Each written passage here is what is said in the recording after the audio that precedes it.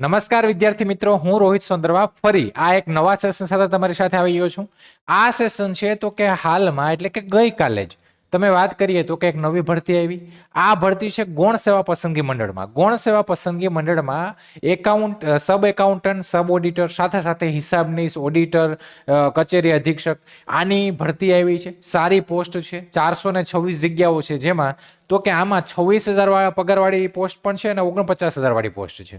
ફરક શું છે તો કે ભાઈ તમારે જે નાણાં વિભાગની જે કચેરીઓ છે, યુનિવર્સિટીઓ છે, મ્યુનિસિપાલિટી છે, ત્યાં ક્યાંય ને ક્યાંય જ્યાં હિસાબનીશ છે, સબ ઓડિટર છે, સબ એકાઉન્ટન્ટ છે, ત્યાં તમારે નોકરી કરવાની છે. તો આમાં સારી પોસ્ટ છે. હવે તો કે આના ફોર્મ ફિલિંગ તો કે 17 તારીખથી ચાલુ થાય છે, એટલે કે આવતીકાલથી આના ફોર્મ ફિલિંગ ચાલુ થઈ જશે. પણ પેલું કામ આપણે ફોર્મ ફિલિંગ કરવાનું કરશું. ફોર્મ ફિલિંગ કર્યા પછી કોઈ પણ ભરતી હોય તો કે ભાઈ એમાં પહેલા મારે જોવું પડે ફોર્મ ફિલિંગ કરતી પહેલા કે એલિજિબિલિટી કઈ છે, શું લાયકાત માંગે છે. જો એ લાયકાત હોય તો હું ફોર્મ ફિલિંગ કરી દઉં. પછી તો કે એના પછી સેકન્ડ સ્ટેપ શું હોય તો કે હવે મારે એની એક્ઝામ પેટર્ન છે જોવી પડશે કે એક્ઝામ પેટર્ન શું છે. એ તો જો કે હું પહેલા જોઈ જ લઈશ, પણ એક્ઝામ પેટર્ન પ્રમાણે મારે ચાલવું પડશે. એક્ઝામ પેટર્ન પ્રમાણે હું ચાલી એટલે એક્ઝામ પેટર્નમાં તો કે ભાઈ પહેલા પ્રિલિમ છે, એક પરીક્ષા છે, બે પરીક્ષા છે. જો પહેલા પ્રિલિમ હોય તો પ્રિલિમમાં શું શું પૂછાય છે, કયો સિલેબસ છે, શું વસ્તુ છે, મારે સમજવું પડશે અને એ પ્રમાણે તૈયારી કરવી પડશે. તો આ જે સેશન છે તમારા કામનો છે કે આમાં તો કે આ જે ભરતી આવી છે એકાઉન્ટ, સબ એકાઉન્ટ, ઓડિટર, સબ ઓડિટર, જેની ભરતી છે એનો સિલેબસ અને પરીક્ષા પદ્ધતિ શું છે. તો એના માટે જ ને એમાં તો કે ભાઈ બે પ્રકારની પરીક્ષાઓ છે, પહેલા પ્રિલિમ્સ અને મેન્સ. તો પ્રિલિમ્સ પરીક્ષા છે એનો ડિટેલ સિલેબસ હવે આ સાહેબ ક્યાંથી લાવ્યા તમે? હજી તો જાહેરાત આવી ક્યાંય છે નહીં. તો હમણાં રિસન્ટલી જો 2024માં હમણાં જ આની ભરતી કે જે કંઈક 366 કે 266 જેવી જગ્યાઓ હતી એમાં તો કે એની ભરતી 266 જગ્યાઓમાં ભરતી થઈ. એમાં 241 છોકરાઓને સિલેક્ટ થયા કે જગ્યાઓ કંઈક મેન્સમાં ખૂટ્યા હતા એટલે જગ્યાઓ ઓછી રહી હતી. 30 જેવી જગ્યાઓ ખાલી રહી હતી અને ઓપ્ટ આઉટ એ ઘણા થયા હતા. તો આનો જે સિલેબસ છે ઓલમોસ્ટ એ જ પોસ્ટ છે, એ જ પેટર્ન, એ જ વસ્તુ છે. કઈ માઇનર ચેન્જ આમાં લાગતું નથી કે ચેન્જ થાય, સેમ એ જ સિલેબસ રહેશે. તો એ સિલેબસની એની જ આપણે વાત કરવાની છે. એ વાત કરીએ તો આ જે મુખ્ય વિગત આ ભરતીની જોઈએ તો કે જાહેરાત ક્રમાંક 366/2025-26. આમાં પોસ્ટ તો કે પેટા હિસાબની, સબ ઓડિટર વર્ગ 3, સાથે હિસાબની, ઓડિટર, પેટા તિજોરી અધિકારી અને અધિક્ષક, આ બંને પોસ્ટ છે. જગ્યાઓ તો કે 426, જેમાં 321 જગ્યા આની છે, આ પેલી પોસ્ટની. 105 જગ્યા જો કે આની છે. આગળ વાત કરીએ મુખ્ય તારીખો તો કે ભાઈ આના ફોર્મ ફિલિંગ 17/11 થી ચાલુ થશે, 2 વાગ્યાથી 30/11 સુધી આના ફોર્મ ફિલિંગ રાતના 12 વાગ્યા સુધી થશે. ફોર્મ ક્યાં ભરશે તો કે ગુજરાતના બધા ફોર્મ ઓજસની વેબસાઇટ ઉપર જ ઓલમોસ્ટ ભરાય છે. ઓજસની જે ojas.gujarat.government.in ત્યાં ફોર્મ ભરવાનું.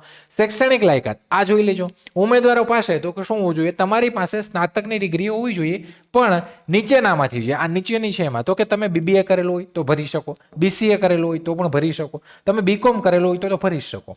હવે માની લો તમે BSc કર્યું હોય તો ભરી શકો, પણ BScમાં તમારો મેઇન વિષય ગણિત, આંકડાશાસ્ત્ર હોવો જોઈએ, બેમાંથી એક, તો તમે ભરી શકો. તમે BA આર્ટ્સ કરેલું હોય તો આર્ટ્સમાં તમે કોલેજ કરેલી હોય તો તમારો આંકડાશાસ્ત્ર, અર્થશાસ્ત્ર અથવા ગણિત મેઇન વિષય હોય ને તો મેઇન ભાઈ જોજો પ્રિન્સિપલ તમારો મેઇન જે સબ્જેક્ટ છે, સબસિડરી નહીં, તમારો મેઇન સબ્જેક્ટ હોવો જોઈએ. આગળ અગત્યની નોંધ તો કે આમાં એક અગત્યની નોંધ એ પણ છે કે BSc CAIT અને MSc CAIT એ લોકો નહીં ભરી શકે ફોર્મ.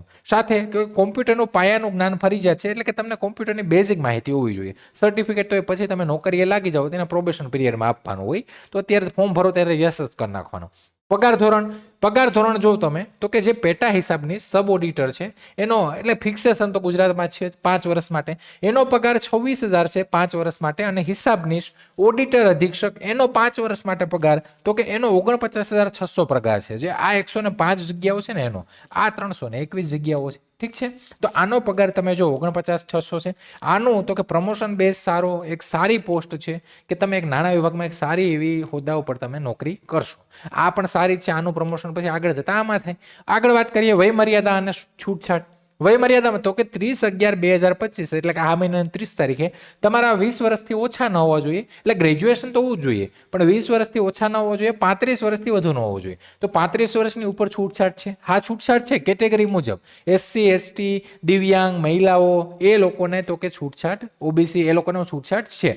પસંદગી પ્રક્રિયા અને માળખું.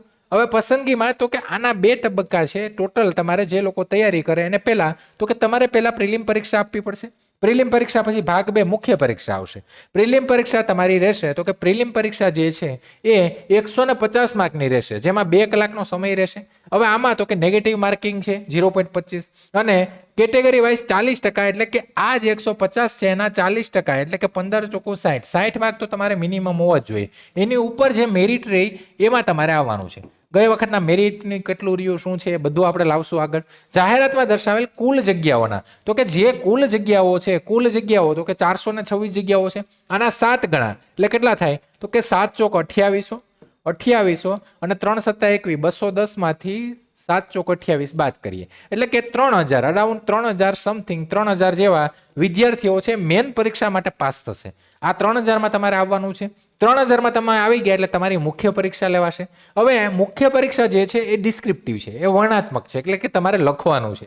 આમાં તો કે પેપર 1 છે એ ગુજરાતી છે અને અંગ્રેજી બંને મિક્સ છે. પેપર 1 માં 100 માર્ક છે એના, અને આ પેપર 3 કલાકનું રહેશે. જેવું આપણે 12માં પેપર આપીએ છીએ ને એવું જ કે 100 માર્કનું પેપર, પણ એમાં 50 માર્કનું ગુજરાતી આવશે અને તમારું 50 માર્કનું અંગ્રેજી આવશે.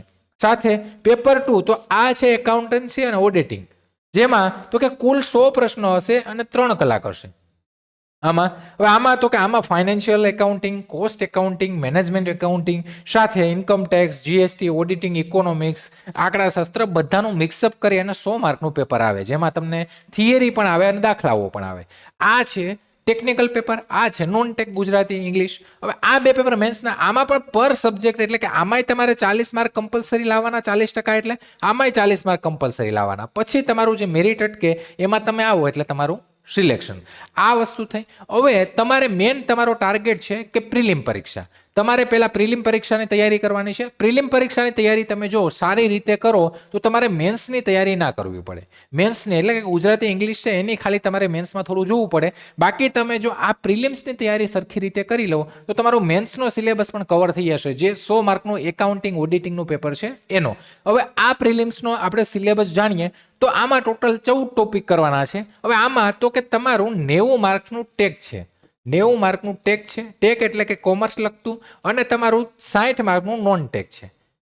ઠીક છે, નોન ટેક છે એટલે એ 100 ને 50 જેવું. પણ જાહેર વહીવટ છે ને એને આપણે ટેક ના કહેવાય. જાહેર વહીવટ તો અત્યારે બધામાં આવે છે, એટલે જાહેર વહીવટને જો તમે આમાં લઈ લો ટેકમાં તો 100 માર્ક થઈ જાય ને 50 માર્કનું નોન ટેક થઈ જાય. પણ મેં જાહેર વહીવટને અહીંયા લીધું છે નોન ટેકમાં, એટલે કે ગુજરાતી ઇંગ્લિશ. હવે નોન ટેકમાં શરૂઆત કરીએ તો કે આ પ્રિલિમ માટે તમારે કયા ટોપિક્સ અને કયા મેન પોઈન્ટ કરવાના છે એની વાત કરીએ. પ્રિલિમ્સ માટે પહેલા જનરલ સ્ટડી ઉપર ભાર દેવાનો છે. આ 20 ગુણનું છે, એટલે કે તમારું જનરલ નોલેજ, જેમાં ગુજરાતનો ઇતિહાસ, ગુજરાતની ભૂગોળ, પર્યાવરણ, રાજ્ય અને રાજ્યની સ્તરની વર્તમાન બાબતો એટલે કે કરંટ અફેર, બંધારણ, વિજ્ઞાન ટેકનોલોજી, સરકારી યોજનાઓ, આપત્તિ વ્યવસ્થાપન, રમતગમત, માહિતી અને સંદેશાવ્યવહાર ટેકનોલોજી. આ એટલા પોઈન્ટ છે જે આ તમારે કરવાના છે. 20 ગુણનો આમાંથી આવશે. સાથે એના પછી બીજો પોઈન્ટ તો કે સામાન્ય માનસિક ક્ષમતા, જે આ છે તમારું ગણિત અને રીઝનિંગ.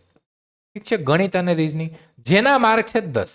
ઠીક છે, પહેલાના 20, આના 10 માર્ક. આમાં તો કે આમાં ગણિત રીઝનિંગના જેમ કે જો તાર્કિક તર્ક, વિશ્લેષણાત્મક ક્ષમતા, સંખ્યા શ્રેણી, કોડિંગ ડીકોડિંગ, ઘડિયાળ, કેલેન્ડર, ઉંમર સંબંધિત, વર્ગ, વર્ગમૂળ, ઘન, ઘનમૂળ, ઘાતક, લસા ગુસા, ટકાવારી, સાદું વ્યાજ, ચક્રવૃદ્ધિ વ્યાજ, નફો નુકસાન, સમય કાર્ય, આ બધા, ક્ષેત્રફળ, પરિમિતિ, આ એટલા તમારે ટોપિક્સ કરવાના છે. એટલે આમાં 10 માર્ક.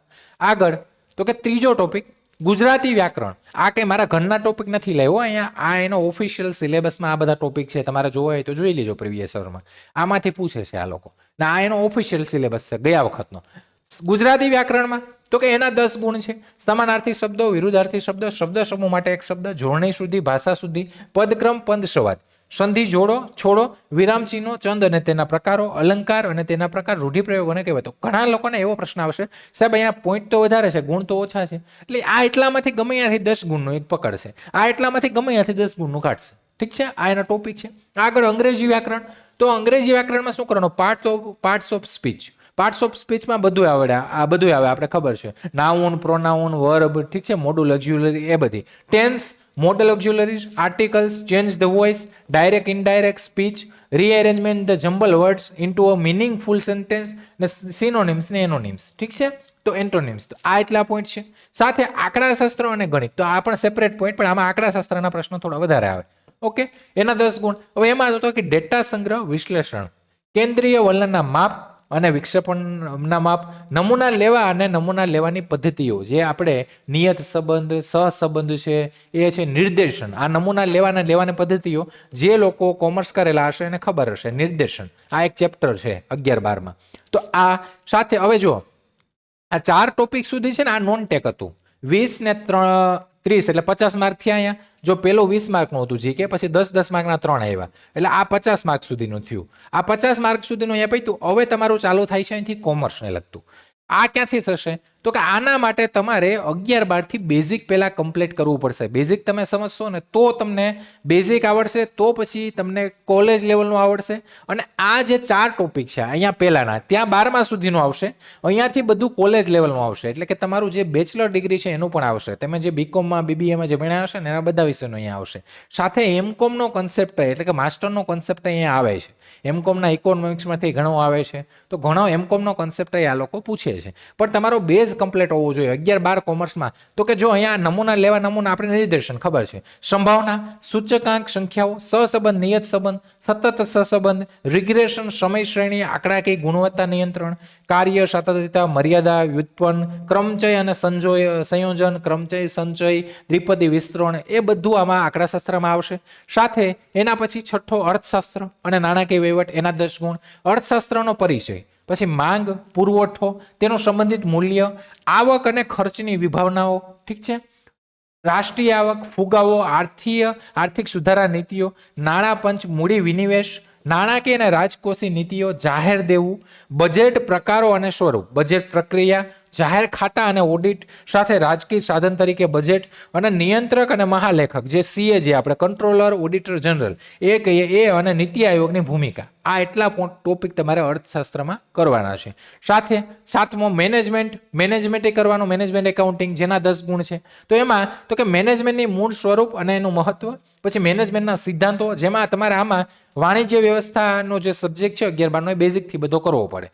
મેનેજમેન્ટના કાર્યો અને પ્રેરણા, નેતૃત્વ, આંતરરાષ્ટ્રીય વ્યવસાયનો પરિચય, પ્રોત્સાહન પરિબળો, ફાયદા અને મર્યાદાઓ, એના વિદેશી વિનિમય, સાથે ચૂકવણી સંતુલન અને અસંતુલનને સુધારવા માટેની પદ્ધતિઓ, સાથે ભારતનો વિદેશ વેપારની નીતિ, સાથે આંતરરાષ્ટ્રીય સંગઠનો જેવા કે WTO, વર્લ્ડ ટ્રેડ ઓર્ગેનાઇઝેશન, વિશ્વ bank, IMF, international monetary fund, પછી IFC, IDA, ADB, Asian development bank, આ બધી સંસ્થાઓ વિશે પણ તમારે ભણવાનું છે. સાથે જાહેર વહીવટ, એના પછી 8મો પોઈન્ટ, જેના 10 ગુણ. હવે આ છે ને પબ્લિક એડમિનિસ્ટ્રેશન, આ બધી એક્ઝામો આવે. તો મેં તમને કીધું ને પેલા 50 ને આના 10 એટલે 60 માર્ક નોન ટેક જેવું થાય અને 90 માર્કનું કોમર્સનું થાય. પણ આને આપણે કોમર્સમાં જેમાં લેવો હોય, જો આમાં તો કે પબ્લિક એડમિનિસ્ટ્રેશનમાં પરિચય, સાથે સંસ્થાકીય અભિગમો અને સિદ્ધાંતો, સંસ્થાની રચના, પ્રશાસનીય વર્તન, કર્મચારી વ્યવસ્થાપન, નાણાકીય વ્યવસ્થાપન, સંકલન, સોંપણી અને દેખરેખ,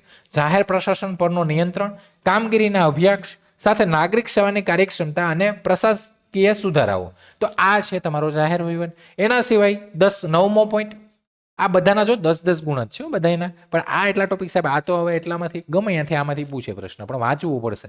આ તમે જેટલું સહેલું સમજો છો એટલું છે નહીં.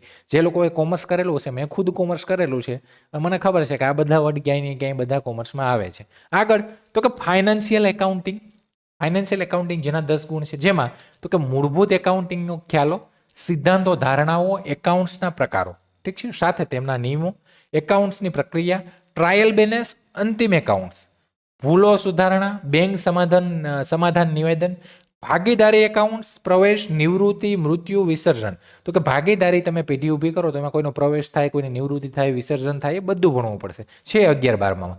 કંપનીના એકાઉન્ટ્સ, નાણાકીય નિવેદનો, શેર જારી કરવા અને જપ્ત કરવા, અંડરરાઇટિંગ, કમિશનના એકાઉન્ટ્સ અને કંપની એક્ટ 2013 મુજબ ગુડવિલ એટલે કે પાઘડી અને શેરનું મૂલ્યાંકન, ભારતીય એકાઉન્ટિંગ ધોરણો એટલે કે ઇન્ડિયન એકાઉન્ટિંગ સ્ટાન્ડર્ડ, એ પણ તમારે કરવું પડશે 10 માર્કનું.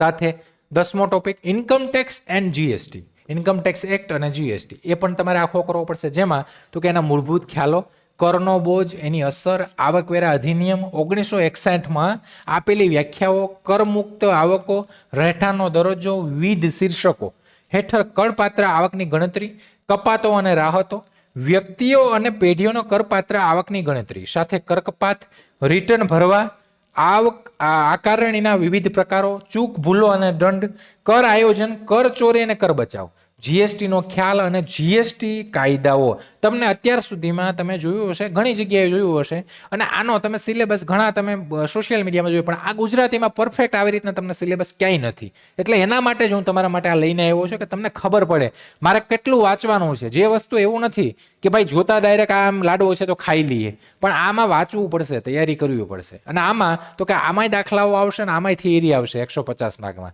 તમારો બેઝ કમ્પ્લીટ હોવો જોઈએ. ઠીક છે, બેઝ કમ્પ્લીટ. આ તમે પરફેક્ટ કરશો ને તમારે મેન્સના 100 માર્ક નહીં કરવા પડે, એની હું તમને ચેલેન્જ કરું છું. મેન્સની તૈયારી જ નહીં કરવી પડે. પ્રિલિમ્સ મેન્સની કંઈ નથી, તમે પ્રિલિમ્સમાં જ મેન્સનું કરી લો. ઠીક છે. સાથે 11મો કોસ્ટ અને મેનેજમેન્ટ એકાઉન્ટિંગ. તો કે જો આમાં financial accounting, management accounting, cost accounting અને ઓડિટ અને ટેક્સેશન, આ 5 છે ને એ થોડા ડીપલી અને તમારે કમ્પ્લીટ કરવા પડશે. 5 સબ્જેક્ટ. એમાં તો કે કોસ્ટ મેનેજમેન્ટ અને એકાઉન્ટિંગ 10 ગુણ, જેમાં કોસ્ટ એકાઉન્ટિંગમાં ખર્ચની સંકલ્પના, ખર્ચના પ્રકારો, કોસ્ટ ખર્ચનું વર્ગીકરણ, ખર્ચ કેન્દ્રો, ખર્ચ હિસાબીક્રમ, ખર્ચ નિર્ધારણનો સમાવેશ થાય છે. એટલે કે કોસ્ટ એકાઉન્ટિંગનું જ બધું. ખર્ચ એટલે કોસ્ટ, અહીંયા કોસ્ટ સમજવાનું તમે, કોસ્ટ એકાઉન્ટિંગના પ્રકારોનું બધું. તેમાં સ્થિર ખર્ચ, પરિવર્તનશીલ ખર્ચ, અર્ધ પરિવર્તનશીલ ખર્ચ, સાથે સીધો માલ ખર્ચ, સીધી મજૂરી, સીધો ખર્ચ, ઓવરહેડ જેવા ખર્ચોનો સમાવેશ થાય છે. મુખ્ય ખર્ચ, ફેક્ટરી ખર્ચ, ઉત્પાદન ખર્ચ, સાથે વેચાણ ખર્ચનો પણ ભાગ છે. સ્ટોક સીટની તૈયારી, પછી ખર્ચો મેળવવાની વિવિધ પદ્ધતિઓ જેવી કે યુનિટ પદ્ધતિ, પ્રોસેસ પદ્ધતિ, બેચ તથા જોબ પદ્ધતિ, આ બધા તમારે ભણવું પડશે કોસ્ટ એકાઉન્ટમાં. સાથે આગળ વાત કરીએ એમાં તો કે અહીંયા કોસ્ટ એકાઉન્ટ અને મેનેજમેન્ટ એકાઉન્ટ બે છે. જો કોસ્ટ છે, મેનેજમેન્ટ છે. તો મેનેજમેન્ટ આ કોસ્ટના પોઈન્ટ છે. મેનેજમેન્ટ એકાઉન્ટિંગના તો મેનેજમેન્ટ એકાઉન્ટિંગમાં તો કે નાણાકીય હિસાબોની વિશ્લેષણ પદ્ધતિઓ, સીમાંત ખર્ચ, બ્રેક ઇવન વિશ્લેષણ, નિર્ણય પ્રક્રિયા, અનુપાતિત ખર્ચ, બજેટ નિયંત્રણ, બજેટના પ્રકારો, સાથે રોકડ budget, flexible budget, zero based budgeting, આ તમારે કરવું પડશે 10 માર્કમાં. જોજો કેટલું વાંચવું પડે. સાથે 12મા ટોપિકમાં તો કે એકાઉન્ટિંગ અને ફાઇનાન્સ કમ્પ્યુટર એપ્લિકેશન, આ ટેલી છે. ટેલીનું 10 માર્કનું પૂછાશે. હવે આનો ડિટેલ એમાં ક્યાંય નથી આપ્યું, પણ આમાં શું પૂછાય મેં તમને અહીંયા આપ્યું. ત્યાં એટલું જ ખાલી લખેલું છે, તમે જોજો ગયા સિલેબસમાં. પણ અહીંયા આમાં તો કે આમાં શું આવે, એકાઉન્ટિંગની કમ્પ્યુટર આધારિત પદ્ધતિઓ, નાણાકીય વ્યવસ્થાપન માટે સોફ્ટવેરનો ઉપયોગ, કમ્પ્યુટર હિસાબી પ્રણાલીઓ, ટેલી સોફ્ટવેરનો ઉપયોગ, વાઉચર એન્ટ્રી પ્રક્રિયા, લેજર બનાવવું અને સુધારવું, સ્ટોક અને ઇન્વેન્ટરી મેનેજમેન્ટ, નાણાકીય રિપોર્ટ તૈયાર કરવી, વેપારના હિસાબોને સરળ અને સુવ્યવસ્થિત બનાવવાની પ્રક્રિયા. એટલે ટૂંકમાં ટેલી છે એના બેઝિક ટર્મ્સ, એની જે ફોર્મેટ છે, એના કેટલા શોર્ટ ટ્રીક શું છે એ બધું તમારે કરવાનું. એના 10 ગુણ. સાથે ઓડિટિંગ આવ્યું ને, જો કોસ્ટ એકાઉન્ટ આવ્યું, મેનેજમેન્ટ એકાઉન્ટ આવ્યું, હવે ફાઇનાન્શિયલ એકાઉન્ટ આવ્યું, અહીંયા ઓડિટિંગ આવ્યું, ટેક્સેશન આવી ગયું, ટેલી આવી ગયું, આ બધું. હવે ઓડિટિંગ 1 છે અહીંયા, એના 10 ગુણ. તો કે ઓડિટિંગનો અર્થ પહેલા એના મૂળભૂત ઘટકો, તેની લાક્ષણિકતાઓ, ઉદ્દેશો, પ્રકારો, લાભો, આ બધું કરવું. નિયંત્રણની પ્રક્રિયાઓનો સમાવેશ, પછી કાયદેસર ઓડિટરનું નિમણૂક, ઓડિટરની જે નિમણૂક થાય એની લાયકાત, એના અધિકારો, એની ફરજો એ પણ કરવાની છે. સાથે વાઉચિંગનો અર્થ, એના ઉદ્દેશો, તેની પદ્ધતિઓ આવતી, અને એની સાથે સાથે સંપત્તિ બાહેધરીના મૂલ્યાંકન સંબંધિત ઓડિટરના ફરજો, તો આ પણ તમારે કરવાનું છે ઓડિટિંગમાં. સાથે કંપની ઓડિટ, જો કંપની ઓડિટ આ પોઈન્ટ એ કરવાનો. છેલ્લો પોઈન્ટ 14મો 10 ગુણનો, તો કંપની ઓડિટમાં કંપની અધિનિયમ 2013 હેઠળ સંબંધિત જોગવાઈઓ, જે 2013નો જે કંપની એક્ટમાં જે પણ જોગવાઈઓ છે એ તમારે આખી કરવાની છે. સાથે ઓડિટરનો અહેવાલ અને પ્રમાણપત્ર, કર ઓડિટની પ્રક્રિયા, નફા વેચણી સંબંધિત ઓડિટરની ફરજો એ પણ કરવાની, મૂલ્ય ઘટાડા સંબંધિત ઓડિટરના ફરજો, તપાસ ઇન્વેસ્ટિગેશન, ઓડિટ કાર્યક્રમ અને તેની પ્રક્રિયા. જો અહીંયા આગળના ઓડિટિંગમાં કેવું હતું તો કે અહીંયા એવું હતું, ઓડિટરને તમારે એના વ્યાખ્યા, એના અધિકારો, પછી એમાં તો કે ઓડિટરની જે પદ્ધતિઓ છે એમાં તો કે અહીંયા શું હતું, સંપત્તિ અને બાહેધરીની મૂલ્યાંકન પદ્ધતિઓ તમારે કરવાની હતી, ફરજો કરવાની હતી. અહીંયા તો કે અહીંયા તમારે જે ઓડિટ છે એની ઓડિટરની નફા વેચણી સંબંધિત કરવાનું છે. સાથે મૂલ્ય ઘટાડા સંબંધિત ઓડિટની ફરજો, તપાસ ઇન્વેસ્ટિગેશન અને ઓડિટ કાર્યક્રમ અને તેની પ્રક્રિયા એ આખી કરવાની છે. તો આ ટૂંકમાં તમારો પ્રિલિમનો સિલેબસ છે. હવે તમે જ મને કહો કે આ પ્રિલિમનો સિલેબસ ના તમે કરો, પ્રિલિમનો સિલેબસ તમે કરી લો આ એટલો કમ્પ્લીટ પરફેક્ટ, અને આની બધી પદ્ધતિઓ અને દાખલા અને તમે બેઝિક મેથડ સમજી લો, તો તમારે મેન્સમાં 100 માર્કનું કરવાનું ન રહે. એ તો મને ખબર પડે. તમે એક જ તૈયારીમાં 100 માર્કની તૈયારી તમારા પહેલેથી જ થઈ જાય, કેમ કે તમારે પહેલેથી કરવું પડશે. તો મેન્સનું અત્યારે જ કરતું જવાય, એટલે તમને આગળ જતા કંઈ કામ ન આવે. ખાલી તમારે મેન્સના ટોપિક વાઇઝ ચાલવાનું. તો આ તમારો પ્રિલિમ્સનો 150 માર્કનો ટોટલ સિલેબસ છે, જેમાં તમને મેં કીધું ટોટલ 14 પોઈન્ટ છે.